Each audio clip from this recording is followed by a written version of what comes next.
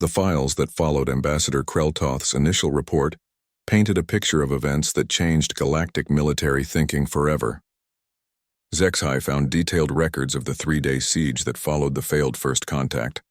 Written by Admiral Vexthul of the Galactic Council peacekeeping fleet, the Admiral's reports grew increasingly desperate as the situation developed, in ways that no military manual had prepared him for.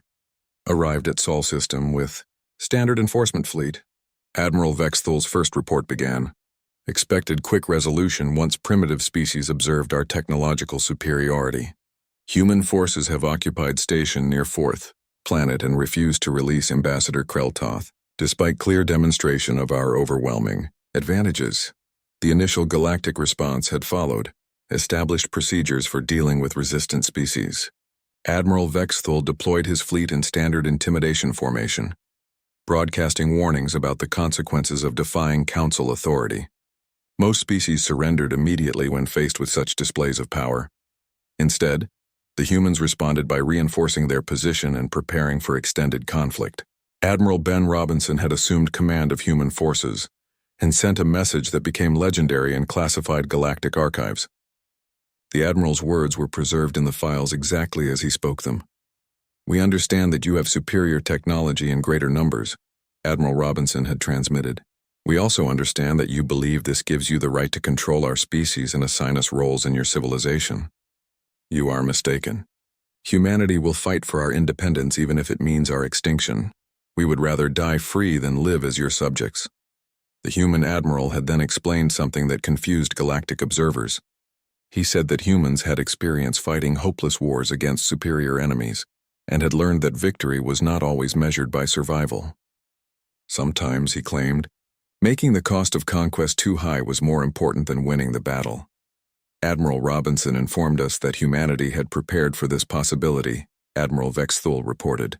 He stated that human colonies throughout their system were ready to resist and that they had contingency plans for what they called total war. When I explained that resistance would result in their complete destruction, he replied that some things were worse than death. The Galactic Fleet Commander found himself dealing with an enemy that operated according to principles he could not understand. When threatened with overwhelming force, most species began negotiations to minimize damage. The humans instead began expanding their defensive preparations and bringing more weapons to bear.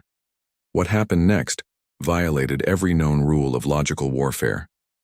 Engineer Pete Williams began converting mining equipment into weapon systems that, while primitive, proved surprisingly effective against galactic technology designed to handle conventional threats. The human engineering approach focused on brute force and improvised solutions that worked despite being technically inferior. Scientist Dr. Laura Bennett created explosive devices from medical, supplies, and industrial chemicals found throughout the human stations. Her methods were crude compared to galactic weapons technology, but they functioned effectively and could be manufactured quickly using materials the humans already possessed. The human defensive preparations show disturbing creativity and adaptability, Admiral Vexthul noted in his second-day report. They are modifying civilian equipment for military purposes and creating weapons from components never intended for warfare. Their tactical approach seems to assume that any object can become a weapon if used correctly. Even more troubling to galactic observers was the arrival of civilian volunteers from Earth. Teacher Mary Johnson and Farmer Bob Richardson had somehow reached the battle zone and joined the defensive preparations despite having no military training. The humans treated these civilians as valuable additions to their forces rather than as non-combatants who should be evacuated. Human military doctrine appears to make no distinction between soldiers and civilians when their species is threatened, the Admiral reported. School teachers are preparing explosives while agricultural workers are manning defensive positions. Their entire population seems willing to participate in warfare regardless of their normal occupations. By the second day, galactic military analysts realized they were facing something unprecedented in their experience. The humans were not just refusing to surrender, they were actively preparing for what they called mutual destruction. If the galactic fleet attacked, the humans would ensure that both sides suffered maximum casualties. Admiral Robinson had explained this concept in another transmission that disturbed galactic commanders. He said that humans had a long history of choosing mutual destruction rather than accepting defeat. They called it taking the enemy with them, and it was considered honorable behavior when facing impossible odds. Reviewed human military history through intercepted communications, Admiral Vex Thul wrote, their species has extensive experience with what they term asymmetric warfare, where weaker forces use unconventional tactics against stronger enemies. They appear to view current situation as simply another example of familiar, strategic problems. The psychological profiles included in the files showed that humans actually performed better under extreme stress rather than worse. While most galactic species became less effective as their situation grew more hopeless, humans seemed to become more creative, more cooperative, and more determined when facing extinction. Commander Tony Lopez demonstrated this phenomenon by organizing volunteer teams that prepared sabotage operations against galactic vessels. Pilot Susan Clark began training civilian volunteers to operate captured galactic technology. Both officers treated approaching death not as a reason for despair, but as motivation for greater effort. Human stress response patterns contradict all known models of intelligent behavior under pressure, Admiral Vex Thul noted. As their position becomes more hopeless, they display increased innovation and stronger cooperation. They seem to fight more effectively when losing than when winning. The turning point came when the humans demonstrated what they called spite warfare. Captain Steve Phillips transmitted coordinates, showing that humans had placed explosive charges throughout their own installations. If the galactic fleet attacked, the humans would destroy everything rather than allow it to be captured intact. Captain Phillips informed us that humans prefer mutual destruction to conquest, the Admiral reported. He stated that if they could not remain free, they would ensure that their conquerors gained nothing from victory. This represents a completely alien approach to military logic. The final revelation came when Major Cindy Brown revealed that humans had prepared to destroy their own planet rather than accept galactic occupation. The humans had apparently calculated that making conquest pointless was more important than preserving their civilization, Major Brown explained, that humans would rather rule over ashes than serve as subjects in someone else's empire. Admiral Vex Thul wrote in his final report, they have demonstrated the capability and willingness to deny us any benefit from conquering their species. Victory over humans would be indistinguishable from defeat. The siege ended not with human surrender but with galactic withdrawal. Admiral Vex Thul recommended that the Council avoid further contact with humans until better strategies could be developed. His final assessment was that humans represented a form of warfare that galactic civilization was unprepared to handle. Humans fight not to win but to ensure their enemies lose, the Admiral concluded. They approach warfare as a matter of principle rather than practical gain. Any species willing to choose mutual destruction over submission poses a threat to the stability of galactic civilization that extends far beyond their primitive technology. After 2 weeks of careful digital archaeology, HFY finally located the core files that explained everything.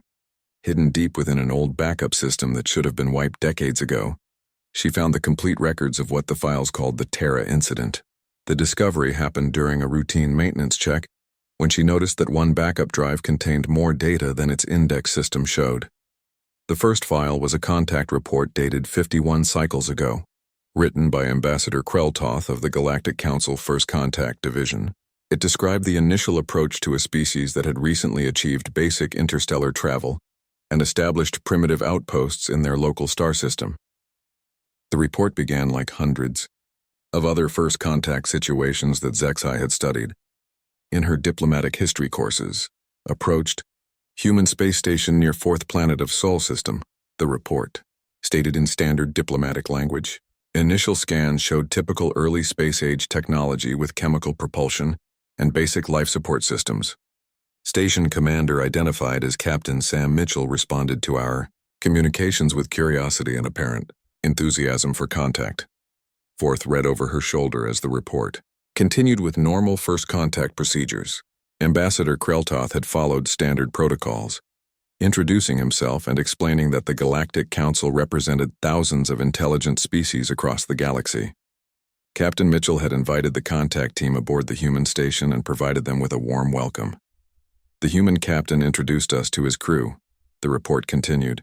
Engineer Paul Anderson demonstrated their primitive but functional technology, while Medical Officer Janet Richards asked detailed questions about galactic medical knowledge. Communications Specialist Alex Turner showed particular interest in learning about galactic languages and cultural exchange protocols. The early parts of the contact report made humans sound like typical newly discovered species, eager to learn about the larger galaxy and excited about joining galactic civilization. Captain Mitchell and his crew asked thousands of questions about galactic technology, trade opportunities, and the benefits of council membership. This all seems normal, Forth observed. The humans were responding exactly like most species do during first contact. They wanted to learn and seemed interested in joining galactic society. Zexai continued reading until she reached the section that changed everything. Ambassador Kreltoth had begun explaining the standard integration process that all new species underwent when joining the Galactic Council. Each species was evaluated for their natural abilities and assigned roles that best served galactic civilization. The Zephyrians managed administrative functions with their quick minds and natural organization skills. The Krillians served as military strategists using their complex thought patterns. The Rockborn handled construction and engineering with their massive strength and durability. Every species found their place in the galactic order based on what they did best. When I explained that humans would be evaluated and assigned appropriate roles within galactic society, Ambassador Kreltoth wrote, Captain Mitchell asked what happened if a species preferred to choose their own role. I explained that this was not how the system worked, as central planning ensured optimal resource allocation and prevented conflicts between species. The report noted that Captain Mitchell had asked several more questions about the integration process, particularly focusing on whether species could refuse assignment to roles they did not want. Ambassador Kreltoth had patiently explained that newly discovered species lacked the knowledge to make informed decisions about galactic society, so the Council guided them to appropriate positions. Captain Mitchell then asked if humans could simply choose not to join the Galactic Council, the ambassador wrote. I explained that this was not an option, as all intelligent species must be integrated for the security and stability of galactic civilization. Uncontrolled species could develop dangerous technologies or ideologies that might threaten established order. Zexai read this section twice, recognizing the standard council policy that she had learned in her government classes. Every intelligent species in the galaxy belonged to the council system, which prevented wars and ensured peaceful coexistence through careful management and role assignment. The report took a dramatic turn in the next section. Captain Mitchell thanked me for the explanation and stated that humanity would respectfully decline integration into the Galactic Council. When I clarified that this was not a negotiation but an established process, the captain's expression changed in a way that I found difficult to interpret. Ambassador Kreltoth described how the atmosphere in the meeting room shifted suddenly. The human crew members, who had been friendly and curious moments before, began moving with what the ambassador called disturbing coordination. Engineer Anderson moved to the door while Medical Officer Richards positioned herself near the communication controls. Captain Mitchell informed me that humans had a policy of not accepting assignments they did not choose. The report continued. He said that if the Galactic Council insisted on forced integration, humanity would resist. I explained that resistance was illogical, given the vast technological superiority of galactic civilization. The ambassador's report showed growing confusion as Captain Mitchell responded to threats of overwhelming force with what seemed like complete calm. Instead of reconsidering his position when faced with impossible odds, the human captain began asking detailed questions about galactic military capabilities and council enforcement procedures. The captain inquired about our standard tactics for dealing with resistant species, Ambassador Kreltoth wrote. When I explained that most species surrender peacefully once they understand the futility of resistance, Captain Mitchell smiled in a way that I found deeply unsettling. He said that humans might not respond the same way as other species.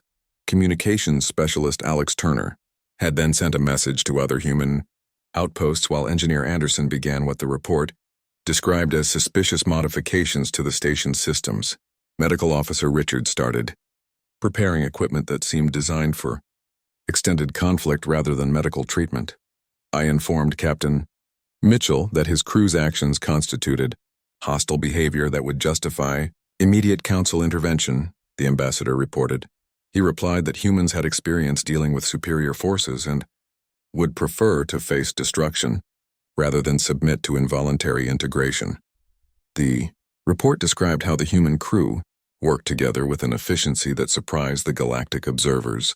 They had apparently prepared for the possibility of conflict even before the meeting began, suggesting that humans approached first contact situations very differently than other species. Within hours, more human ships arrived at the station. The report listed names of additional human personnel: Commander Tony Lopez, Pilot Susan Clark, Engineer Pete Williams, and dozens of others who brought weapons, supplies, and what Ambassador Kreltoth described as disturbing enthusiasm for an impossible fight. Captain Mitchell demanded that I contact the Galactic Council and arrange for negotiations between equals rather than integration of subjects, the ambassador wrote. When I explained that the Council did not negotiate with primitive species, he responded that humanity would make the consequences of that policy too expensive for the Council to maintain. The human captain had given Ambassador Kreltoth a choice. Either the Galactic Council could treat humanity as an independent civilization capable of making its own decisions, or they could face a species that had nothing to lose and no intention of surrendering. I have dealt with over 200 first contact situations during my career, the report concluded. This is the first time a newly discovered species has responded to Council authority with what can only be described as a declaration of war.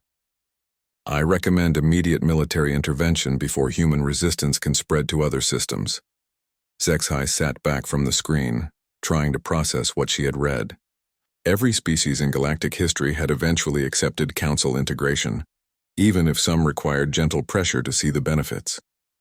The idea of a species choosing war over membership had never appeared in any historical records she had studied. They chose to fight the entire Galactic Council rather than accept assigned roles. Orth said slowly. A primitive species with basic technology decided to declare war on thousands of advanced civilizations because they wanted to make their own choices. The implications were staggering.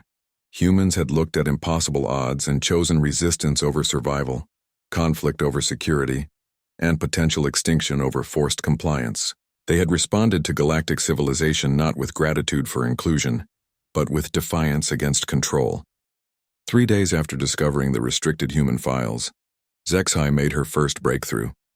She had spent countless hours studying the Academy's network architecture during her cyber warfare courses, learning how information flowed between different security levels.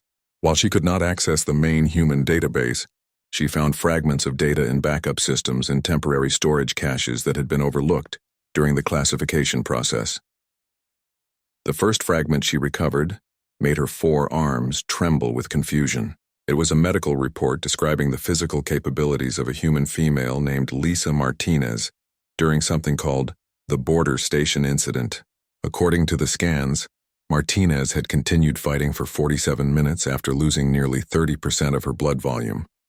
The report noted that most galactic species would enter shock and become unconscious after losing half that amount. Forth arrived at their usual meeting spot in the lower levels of the Academy library to find Zexhai staring at her data screen with wide eyes. "What did you discover?" he asked while settling his massive stone body into a reinforced chair designed for his species. "Read this medical analysis," Zexhai said, turning the screen toward her partner. The human subject suffered multiple injuries that should have killed her according to standard biological charts, but she kept moving and fighting. The report mentions something called adrenaline that humans produce when threatened, but the effects described seem impossible. The medical data showed that humans could ignore pain levels that would disable other species. They could function with broken bones, torn muscles, and internal bleeding that would send most beings into immediate medical shock. Even more disturbing was a note that humans actually seemed to fight more effectively when severely injured, as if approaching death made them more dangerous rather than weaker. Forth read through the report twice before speaking. "This does not match any biological patterns we learned in xenobiology classes. Most intelligent species have built-in safety systems that force them to stop fighting when injuries become life-threatening. Continuing to fight while dying serves no logical survival purpose." Over the following days, the two students recovered more fragments from different backup systems throughout the Academy network. Each piece of information painted a more troubling picture of human behavior during conflicts. They found partial video recordings of a human soldier named Kevin Walsh who operated heavy machinery for 6 hours while suffering from what the medical notes described as severe combat trauma that should have left him unable to function. "Look at this psychological evaluation," HFY said during one of their late-night research sessions. "It describes humans forming emotional bonds with other species, artificial intelligences, and even abstract concepts like honor and duty. The evaluator notes that these bonds can override basic survival instincts. The psychological profiles revealed behavior patterns that made no sense to galactic military thinking. They read about a human named Rebecca Stone who detonated explosives while surrounded by enemy forces, choosing death rather than capture. The report tried to analyze her decision-making process, but concluded that human psychology operated on principles unknown to galactic science." "Here is another case," Forth said, pointing to a different file. "A human male named Chris Carter manually piloted a damaged spacecraft into an enemy vessel to prevent it from attacking his colony. The tactical analysis shows he had multiple opportunities to escape, but he chose certain death to protect people he had never met. The concept of self-sacrifice for strangers appeared throughout the recovered fragments. Humans would apparently die for people they did not know, ideas they believed in, and causes that offered them no personal benefit. This behavior confused the alien analysts who wrote the reports, as it contradicted the basic survival drives that motivated most galactic species. Even more puzzling were references to something the reports called human pack bonding. Unlike the social structures of other species, humans seemed capable of forming intense emotional connections with almost anything.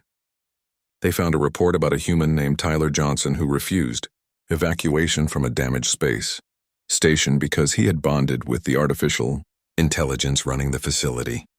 "The AI was just a computer program," HFY said, reading the report aloud. "But Johnson treated it like a family member. When ordered to abandon the station, he said he would not leave his friend behind. He stayed and died trying to repair systems that could not be fixed." Another fragment described a human female named Nicole Adams who declared personal war against an entire alien race because they had harmed what she called her pet. The creature was not even intelligent, just an animal she had adopted. But Adams spent 3 years hunting the aliens responsible for its death. The report noted that she turned down multiple opportunities for peaceful resolution because she wanted revenge for her pet. "This makes no strategic sense," Vorth observed. "Declaring war over a non-intelligent animal creates massive risks with no logical benefits." Yet the reports show that other humans supported her actions and even helped her track down the aliens. The fragments revealed that humans did not just form unusual bonds. They would fight and die to protect those bonds regardless of practical considerations. They found references to humans who fought entire armies to protect individual friends, humans who attacked superior forces to rescue captured comrades, and humans who chose mutual destruction rather than allow enemies to harm their loved ones. As they gathered more pieces of information, a disturbing pattern emerged. Every report about human behavior included notes from military analysts expressing confusion and concern. The standard psychological models used to predict enemy actions in warfare simply did not apply to humans. They fought when they should surrender, attacked when they should retreat, and chose death when they should seek survival. "Look at this tactical analysis from the Kepler station engagement," HFY said, highlighting a particularly detailed fragment. "The human forces were outnumbered 4-1 with no possibility of victory. Standard military doctrine says they should have surrendered to minimize casualties. Instead, they fought until every human was dead and took 60% of the attacking force with them." The report included commentary from the alien commanders who fought the humans. They described feeling confused and increasingly desperate as human forces refused to follow logical military behavior. Every time the aliens thought they had achieved victory, the humans would find new ways to continue fighting. The alien commander wrote that fighting humans was like fighting ghosts, Vorth read from another section. He said they would appear from impossible positions, use weapons in ways that should not work, and keep attacking even when defeat was certain. By the end of the battle, his forces were more afraid of the humans than the humans were of them. The most troubling fragments dealt with what the reports called Escalation patterns. When humans faced overwhelming odds, instead of becoming more cautious, they became more aggressive. When their situation grew hopeless, they started taking greater risks. When death became certain, they focused on taking as many enemies with them as possible. This behavior contradicts every known model of intelligent warfare, HFY said as she compiled their findings. Most species fight harder when winning and become more careful when losing. Humans seem to operate in reverse, becoming more dangerous as their situation gets worse. The recovered fragments painted a picture of a species that approached conflict from a completely alien perspective. While galactic warfare followed understood rules based on logical cost-benefit analysis, humans seemed to fight according to emotional and moral principles that made no sense to other species. As their investigation continued, both students began to understand why information about humans remained classified. Knowledge of human behavior patterns would force military leaders throughout the galaxy to reconsider everything they thought they knew about warfare, tactics, and the nature of intelligent conflict. HFY moved through the massive library halls of the Galactic Military Academy with quick steps. Her forearms carried data tablets while her purple skin glowed with excitement. She had spent 3 cycles studying battle tactics from 12 different wars, but something felt missing from the records. Important pieces seemed to be cut out or hidden behind security walls that even advanced students could not pass. The Krillian student found her study partner Vorth waiting near the central database terminal. The massive rockborn looked like a walking mountain made of gray stone, but his mind worked faster than most organic computers. His deep voice rumbled through the quiet library as other students from different species worked at nearby stations. "Did you find anything new about the Helix campaign?" Vorth asked while his crystalline eyes scanned the data screens. "The tactical reports still have huge gaps in them. 3 entire battle formations just disappear from the records with no explanation."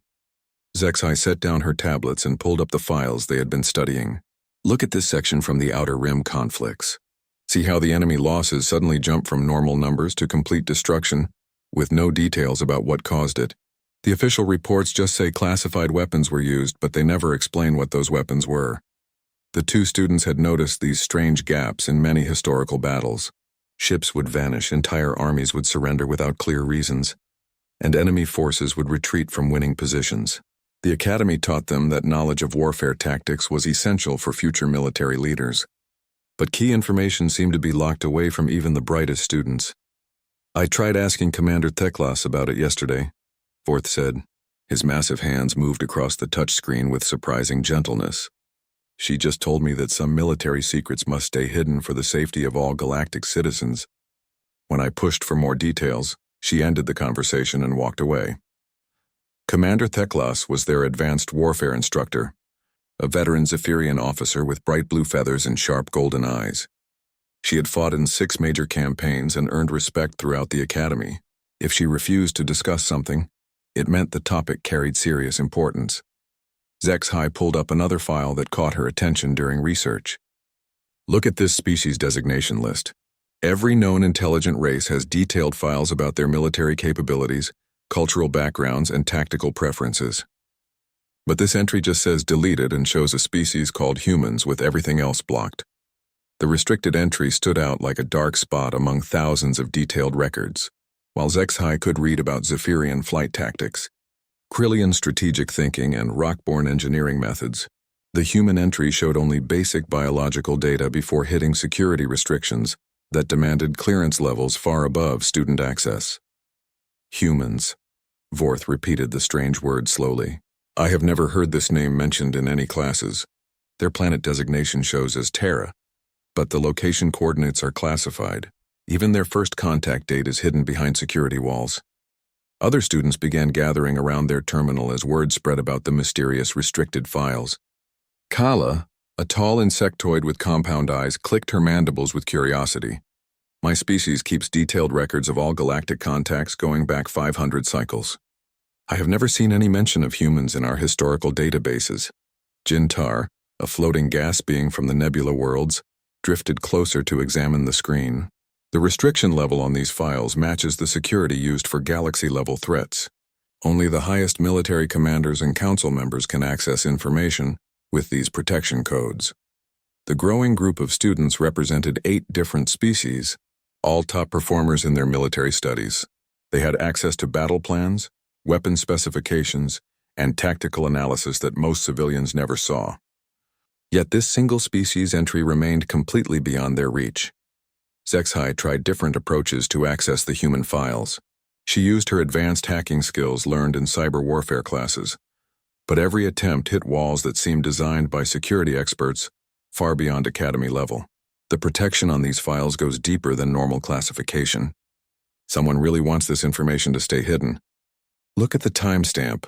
Forth pointed to a small date marker near the bottom of the restricted entry. These files were classified exactly 51 cycles ago. That matches with the time period when several major changes happened in Galactic Council military policies. The students remembered learning about those policy changes in their history classes. New rules appeared about species integration, first contact protocols, and something called containment procedures that were never fully explained. The timing seemed too close to be a coincidence. Kayla used her natural ability to process multiple data streams simultaneously. I am cross-referencing the policy change dates with military deployment records from that time period. There was a massive fleet movement to a sector called the Sol system, but all mission details are classified at the same level as the human files. The Sol system designation appeared in several restricted documents, always connected to ongoing monitoring operations and quarantine enforcement. The students could see that significant military resources were being used to watch this system, but they could not learn why such attention was necessary. 51 cycles of continuous monitoring suggests either a major threat or something extremely valuable. Jintar observed while analyzing the resource allocation data. The number of ships assigned to Sol system patrol duty equals what we normally use to guard 3 entire sectors. As the Academy's evening cycle began, other students returned to their dormitories, but HFY and Vorth remained at the terminal. They had stumbled onto something much larger than a simple gap in historical records. An entire intelligent species had been hidden from galactic knowledge, protected by security measures usually reserved for the most dangerous threats to civilization. Tomorrow we dig deeper, HFY said while copying what limited data they could access to her personal storage device. There has to be a way to learn more about these humans and why they require such extreme secrecy. Vorth nodded his massive stone head. Whatever the truth is, it must be significant enough to justify 50 cycles of hiding an entire species from galactic society. I want to know what makes humans so special that even mentioning them requires the highest security clearance. The 2 students left the library with more questions than answers, but their curiosity had grown into determination. Somewhere in the vast databases of the Galactic Military Academy, the truth about humans waited to be discovered. They just needed to find the right way to uncover secrets that powerful forces wanted to keep hidden forever. The final pieces of the puzzle came from classified strategic analysis reports that HFY discovered in the deepest archives of the Military Academy database. These files had been created by the Galactic Council Strategic Planning Division in the months following the Terra incident, as military leaders tried to understand what they had encountered and how to prevent it from happening again. The first analysis report was written by Supreme Strategic Coordinator Mel Thera, the highest-ranking military mind in galactic civilization. Her assessment began with a simple statement that sent chills through both alien students as they read it. Humans represent the most dangerous species ever encountered by galactic civilization, not because of their technology or numbers, but because of their fundamental approach to conflict resolution. The coordinator had ordered extensive simulations and behavioral modeling to predict how humans might respond to various scenarios. The results painted a terrifying picture of a species that could destabilize the entire galactic order simply by existing within it. Computer models show that human integration into galactic society would fundamentally alter the nature of interspecies conflict. Supreme Coordinator Mel Thera wrote, "Their willingness to choose mutual destruction over submission would force other species to reconsider the cost-benefit analysis that underlies all galactic warfare." The report explained that galactic civilization depended on logical military behavior. Wars were fought for specific gains like resources, territory, or political advantage. When the cost of continuing a war exceeded the potential benefits, rational species surrendered and negotiated terms that minimized further damage. Humans violated this fundamental principle by introducing what the report called ideological warfare. They would fight for abstract concepts like freedom, honor, and independence that could not be measured in economic terms. Even more dangerous, they would continue fighting long after any logical benefits had been eliminated. Human military doctrine appears to be based on spite rather than gain, the coordinator noted. They fight not to acquire something valuable, but to deny their enemies the satisfaction of victory. This approach makes traditional military calculations meaningless. Vorth read through a tactical analysis that demonstrated the problem in practical terms. If humans were integrated into galactic society and later came into conflict with other species, their opponents would face an impossible choice. They could not defeat humans through normal military pressure because humans would choose extinction rather than surrender. Any war involving humans would escalate beyond normal parameters. The tactical report explained. Other species would be forced to choose between total extermination of human populations or accepting that humans could not be defeated through conventional means. This would fundamentally alter the nature of galactic warfare. The strategic planners had identified an even more serious problem. Computer simulations showed that human behavior could spread to other species through cultural contact. If humans demonstrated that refusing to surrender was possible, other species might begin adopting similar tactics. Human concepts of honor, sacrifice, and ideological commitment pose a mimetic threat to galactic stability, Supreme Coordinator Melthera wrote. Exposure to human thinking could inspire other species to value abstract principles over practical survival, leading to conflicts that cannot be resolved through traditional diplomatic and military means. The reports included psychological analysis of individual humans who had participated in the Terra incident. Captain Sam Mitchell was described as displaying leadership characteristics that prioritized group ideology over personal survival. Admiral Ben Robinson showed tactical thinking focused on denying enemy objectives rather than achieving positive outcomes for his own forces. Human leaders consistently demonstrate willingness to sacrifice themselves and their followers for principles that offer no tangible benefits, the psychological evaluation concluded. This represents a fundamental deviation from normal, intelligent behavior that could not be modified through standard conditioning or education programs. The most disturbing revelation came from cultural analysis reports that examined human history and social development. Humans had apparently evolved this approach to conflict over thousands of years, creating what the analysts called a warfare culture that celebrated death over submission. The reports described human historical figures who chose death rather than surrender, human societies that fought to extinction rather than accept conquest, and human military traditions that honored mutual destruction as preferable to defeat. This was not an aberration in human behavior, but a core characteristic of their entire civilization. Humans possess what can only be described as a death cult, masquerading as a military philosophy, one cultural analyst wrote. They have elevated the concept of dying for principles to the highest form of honor, creating a species-wide psychology that views extinction as preferable to subjugation. Zexhai found the final strategic recommendation buried in a file marked for Council leadership eyes only. The recommendation was simple and absolute. Humans must be quarantined permanently to prevent their ideology from spreading to other species. Integration of humans into galactic society poses an existential threat to civilized order, Supreme Coordinator Melthera concluded. Their approach to conflict resolution could inspire similar behavior in other species, leading to wars that end only with the complete destruction of one or both sides. The quarantine protocols went far beyond simple containment. Humans were to be prevented from developing advanced technology that might allow them to leave their solar system.